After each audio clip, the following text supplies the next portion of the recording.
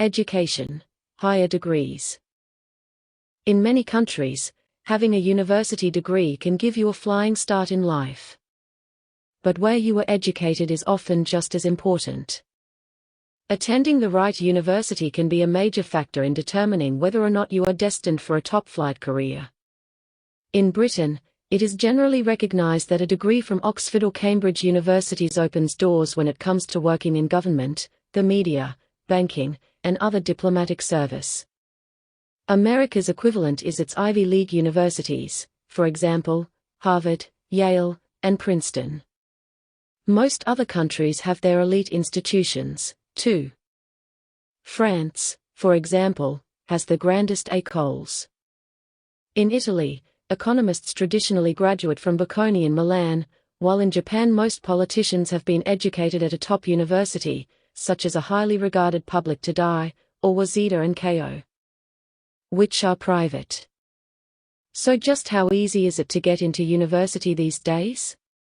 In Britain, most prospective students apply to the universities and colleges admission service, and their applications are passed on to the universities they have specified on their UCAS form. If successful, they are invited to an interview and may be awarded a place at the university of their choice based on the grades they are expected to get in their core high school subjects. In Japan, competition for a place at one of the top national universities or private institutions has always been intense.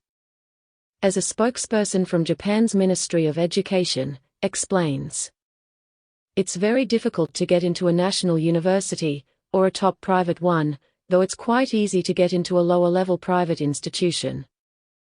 You must have a senior high school diploma. Then you apply to each university separately and take a different exam for each one. A nationwide standardized entrance exam called Uniform Achievement Test was introduced in the late 1980s to screen applicants for public universities. If an applicant is recommended by his or her high school, he or she will probably be invited to attend an interview. In Italy, it is a similar story. Although it's relatively easy to get into many Italian universities, says Professor Gabriele Azzaro of Genova University, for most students this means the one nearest to home. There's still fierce competition for places at the top institutions. You need to have passed your maturita, which is like the baccalaureate. Basically, you make a written application and pay the fees. But in some faculties, like dentistry or medicine, good grades in certain key subjects may be required. So how useful are university qualifications when it comes to getting a job? British students graduating from most universities after 3 or 4 years of study receive a Bachelor of Arts or Science, depending on their subject.